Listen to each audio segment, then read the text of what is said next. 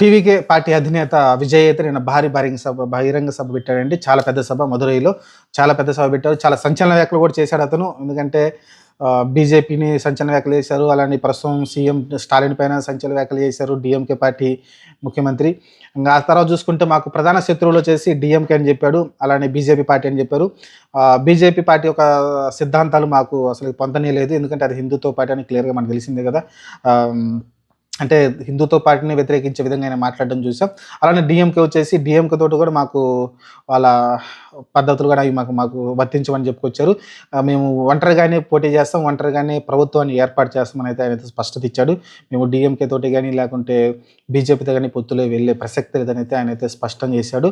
మరి చూద్దాం మరి సొంతంగానే గవర్నమెంట్‌ని అయితే ఫార్మ్ చేస్తానని చెప్తున్నాడు.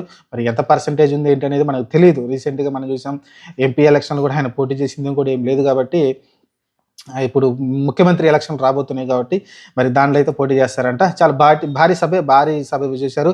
ఆయన ఇంకా దాన్ని చెప్పుకుంటూ వచ్చారు. ఇంతకుముందు సౌత్ ఇండియా నుంచి చాలామంది యాక్టర్లు వచ్చారు. అందులోనూ స్పెషల్‌గా సౌత్ ఇండియా నుంచి మీరు చూసుకుంటే తమిళనాడులో చూసుకుంటే విజయకాంత్ కావచ్చు, లేకుంటే విజయకాంత్ అంతకు ముందు ఒక సీనియర్ నటుడు ఆయన చనిపోయారు. ఆయన పార్టీ కావచ్చు, ఆయన పెద్దగా సాధించింది లేదు. సీట్లు వచ్చాయి గానీ, ఆయన పెద్దగా ముఖ్యమంత్రి అయితే కాలేకపోయాడు. ఆ తర్వాత విజయ్ కుమార్ కావచ్చు, శరత్ కుమార్ ఆహ్, ఎవరైతే ఉన్నారో ఎవరబ్బా! ఆయన పేరు గుర్తు రావట్లేదు. శరత్ కుమారే అనుకుంటాను. ఆహ్, మేబీ అనుకుంటా. ఈ రాధిక గారి వైఫ్, రాధిక గారి హస్బెండ్ ఎవరైతే ఉన్నారో ఆయన ఒక పార్టీ పెట్టారు అప్పుడు. రాధిక వాళ్ళ హస్బెండ్ ఆయన ఒక పార్టీ పెట్టారు. అది కుదరలేదు. ఆ తర్వాత కమల్ హాసన్ పార్టీ పెట్టారు.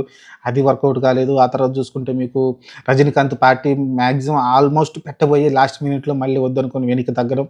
ఇలా చూసుకుంటే ఇక్కడ పవన్ కళ్యాణ్ కొంత సక్సెస్ అయినప్పటికీ ముఖ్యమంత్రి కాలేకపోవడం. చిరంజీవి గారు పార్టీ పెట్టారు గానీ అంత సక్సెస్ కాకపోవడం.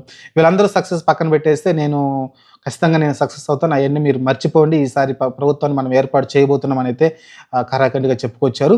మరి బీజేపీ తోటైతే ఆయన చాలా వ్యతిరేకంగా ఉన్నట్టయితే క్లియర్‌గా కనిపిస్తా ఉంది. తెలిసిందే మనకి మైనారిటీలను బుజ్జగించడం, క్రిస్టియన్స్‌ని అలానే ముస్లిమ్స్‌ని వాళ్ళనైతే బుజ్జగించడానికైతే ఆయన చేసే ప్రయత్నం అది. బీజేపీని వ్యతిరేకిస్తే ఆటోమేటిక్‌గా ఆ ఓటర్స్ ఇటు షిఫ్ట్ అవుతారు కదా! మరి ఆ ఓటర్స్ ఎవరి దగ్గర ఉన్నారంటే డీఎంకే దగ్గర ఉన్నారు. ఆ డీఎంకే నుంచి వీళ్ళు షిఫ్ట్ అవ్వాల్సి ఉంటుంది విజయ్‌కెళ్ళి. మరి టీవీకే పార్టీ వైపు అయితే షిఫ్ట్ అవ్వాల్సి ఉంటుంది. మరి ఆ షిఫ్ట్ జరుగుతుందో లేదో చూడాలి.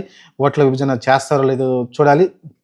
ప్రస్తుతానికైతే ఆయన చేసిన వ్యాఖ్యలు చాలా సంచలనం మారింది. మరి దీనిపైన బీజేపీ ఎలాంటి కౌంటర్ ఇస్తుందో చూద్దాం.